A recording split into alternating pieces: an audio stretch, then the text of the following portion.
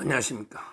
지금 이제 이재명의 개딸들이 어겐 유창훈 시즌 2 다시 한번 이게 어겐 다시 한번 유창훈 이러면서 이게 탄원서 물량 공세를 퍼붓고 있습니다. 유창훈 때요. 유창훈이 이제 이재명이 구속영장을 심사할 때 그때 탄원서가 40만 장이라고 돼 공식적으로는. 자기들 말로는 100만인 탄원, 한 100만인, 한 40만 명 이상 온 것 같아요. 보통 이제 우리 법조계에서 일반적인 시각은 한 40만 명, 40만 개 정도 탄원서가 들어왔다. 이렇게 보는데요. 다시 한번 이게 시즌2, 유창훈, 우리 40만 탄원하는 그게 먹히지 않냐. 그래서 이제 이재명의 영장이 기각되지 않냐. 이러면서 이번에 큰일 난다, 11월 달에.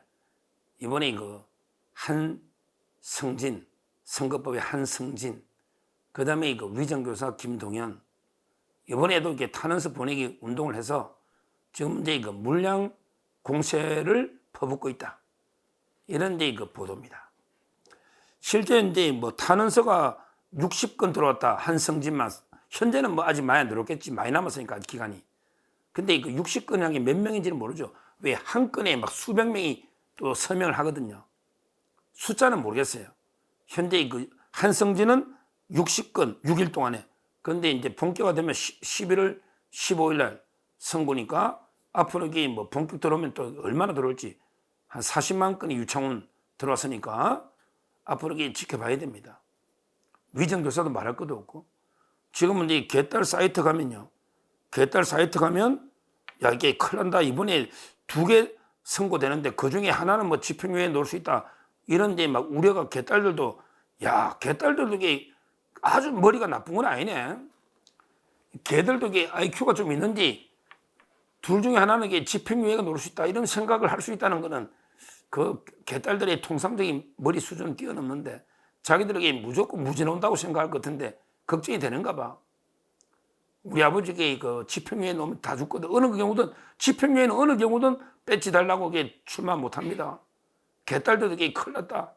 그래서 이제 물량 공세로 탄원서를 지금 써내고 있습니다. 근데요, 이 탄원이라는 거는 주로 이게 어떤 경우냐면 예를 들어 살인범을 했다. 그러면 징역 30년인데 이게 탄원 좀 해달라고 이래 하면요. 정상참작이나 여러 가지 옛날에 착한 일도 많이 하고 이렇게 올바르게 크다가 나중에 갑자기 집안이 어려워지고 어쩌고 구구절절이 이래가지고 재판장님 조금 이렇게 형 좀 깎아주세요. 이런 게 주로 이제 유죄 판결할 때는 조금 도움이 될 때가 있죠. 유죄 판결할 때는. 근데요, 무죄냐 유죄냐 이거는 탄원하고 아무 관계 없습니다. 무죄냐 유죄냐는 무죄면 당당하게 억울한 죄가 없는 건데 그게 탄원 낸다고 무죄가 되고 탄원 안 내면 유죄되고 이런 건 아무 관계 없어요. 이재명 재판하기 어차피 아니면 돕니다. 어차피 이게 자백을 안 하고 있기 때문에 부인하고 있는 거는요. 무죄 받으면 이게 뭐가 되고요. 그 다음에 유죄할 때는 형량이 높아질 수밖에 없어요. 왜? 자백이 하면 이게 강경사유에 들어가거든요. 그러니까 이재명에는 이게 탄원서가 저는 의미가 없다 봐요. 왜? 전부 다 무죄를 주장하니까. 아니 무죄인 사람이 형 깎아달라고 탄원한다는 게 말이 안 되잖아요.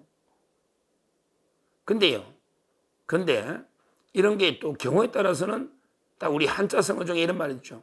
과유불급이다. 과유불급이다. 이런데 한자성어 딱 들어맞습니다. 저는 피고인한테도요. 제 의뢰인한테도 이게 한 2-3번 정도 써내라 그럽니다. 반성문도 과유불급이다. 날마다 한 도씩 써내는 사람이 있어요. 판사가 이게 다 읽어볼 수도 어렵지만 그게 무슨 도움이 됩니까? 똑같은 걸 날마다 써내면 한 2-3번 정도 써내면 딱 적절하다. 이렇게 저는 합니다. 근데 그냥 물량 공세로 비슷한 걸 말도 안 되게 계속 써내면 오히려 이제 과유불급이 될 거고요. 오히려 이제 판사를 자극할 수도 있는 겁니다.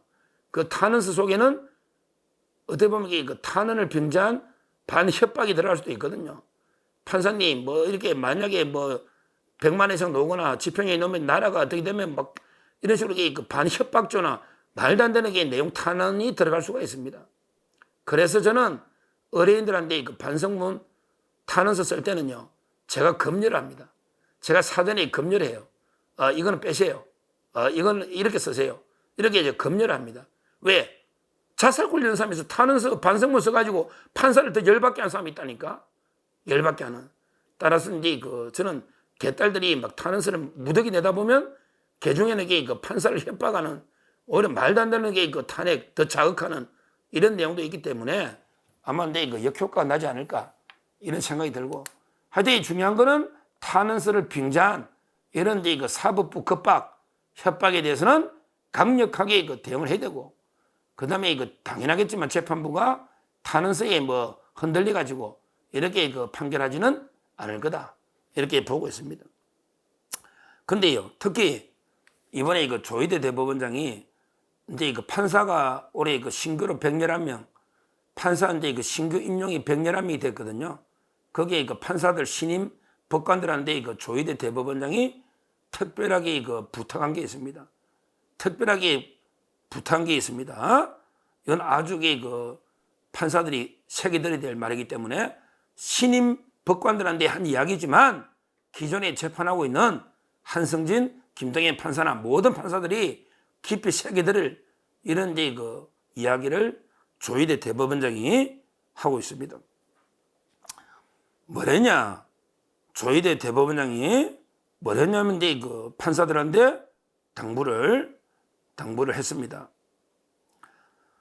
권력이나 여론의 압력에 흔들리지 않고 일방의 칭찬과 비방에 자고우면하지 않으며 오로지 헌법과 법률에 따른 균형 있는 판단을 해야 합니다.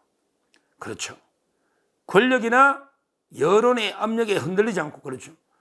이재명이 권력이면 권력이죠. 여의도 대통령, 입법 권력. 지금 이게 막 190석 가지고 마음대로 법률도 지 마음대로 만들고 탄핵도 지 마음대로 하고 특검도 지 마음대로 하고 마음대로 휘두르고 있잖아, 권력을. 이런 권력에 휘둘리지 말고, 그 다음에 여론, 그렇죠. 이재명이가 막 동원해가 어떻게든 살려도 여론의 압력에 흔들리지 말고, 그러고 오잖아요. 일방의 칭찬과 비방에 자고우면하지 않으며, 누가 막 잘한다 또는 못한다고 막 판사 비방 많이 하잖아 지금. 이런데 흔들리지 자고우면하지 않으며 오로지 헌법과 법률에 따라 균형 있는 판단을 해야 된다. 이렇게 당부를 했습니다. 그러면서 우리 국민이 법관에게 부여한 막중한 사명을 완수하는 길은 오로지 헌법과 법률에 의해 양심에 따라 독립해서 심판하는, 이게 바로 국민이 법관에게 부여한 사명을 완수하는 유일한 길이다. 이렇게 강조를 했고요. 그러면서 이제 판사들은요, 이렇게 조희대 대법원 이렇게 당부했어요. 판결이 국민의 신뢰를 얻으려면 항상 신의 성실하고 겸손한 품행을 갖춰야 됩니다. 그러면서 공적인 영역뿐 아니라 사적인 영역에서도 항상 스스로를 삼가하며 언행의 주의를 기울여야 된다. 이 말은 판사가 공적인 영역이나 사적인 영역이나 정말 판사로서 품격, 품위를 잃지 않고 모든 언행에도 주의를 기울여야 된다. 그래야만 국민이 판결을 신뢰한다. 이렇게 당부를 했습니다. 결국 조희대 대법원장의 말씀은 어떠한 권력이나 그다음에 어떠한 여론이나 또 어떠한 칭찬이나 어떠한 비방에도 자고우면하지 않고 눈을 감고 그다음에 귀를 막고 오로지 헌법과 법률 요구하고요. 그다음에 판사로서 직업적 양심, 양심에 따라서 독립해서 소신껏 재판해야 된다. 이런 이야기잖아. 이렇게 하면 어떻게 된다? 이렇게 하면 개딸들의 판사 협박이나 민주당의 온갖 해유 협박이나 이런 데 굴하지 않고 헌법과 법률, 직업적 양심에 따라 판사가 재판하면 어떻게 된다? 이재명이는 그대로 가는 겁니다.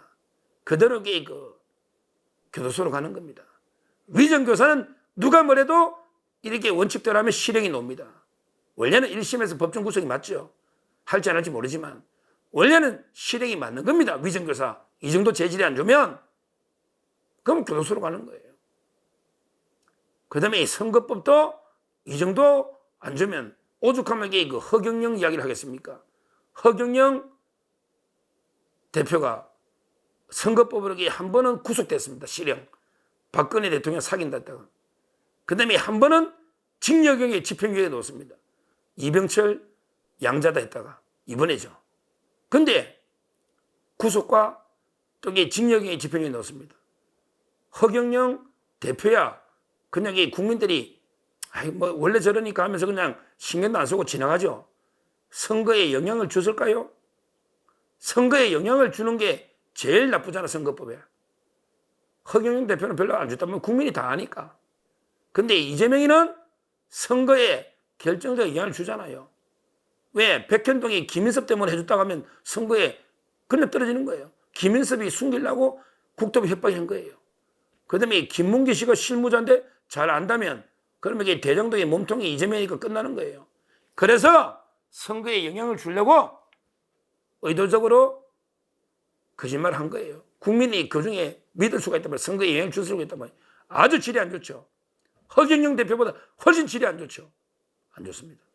저는 위정교사는 당연히 실행이고 그 다음에 선거법도 당연히 집행유예 이상 징역형이 나오야 된다. 이게 조희대 대법원장이 강조한 헌법과 법률, 판사로서 직업적 양심에 따라 판결하면 이런 결과가 나올 수밖에 없다. 이렇게 확신하고요. 앞으로 그 개딸들의 판사 겁박에 대해서 단호하게 조희대 대법원장은 일벌백계로 누구 하나라도 판사를 인신공격하거나 또는 판사를 협박할 때는 단호하게 무관용의 원칙으로 구속을 해가지고 앞으로 절대 사법부를 흔들지 못하도록 개딸들이나 민주당이 단호하게 대응해야 된다. 조희대 대법원장이 이렇게 말씀을 드립니다. 감사합니다.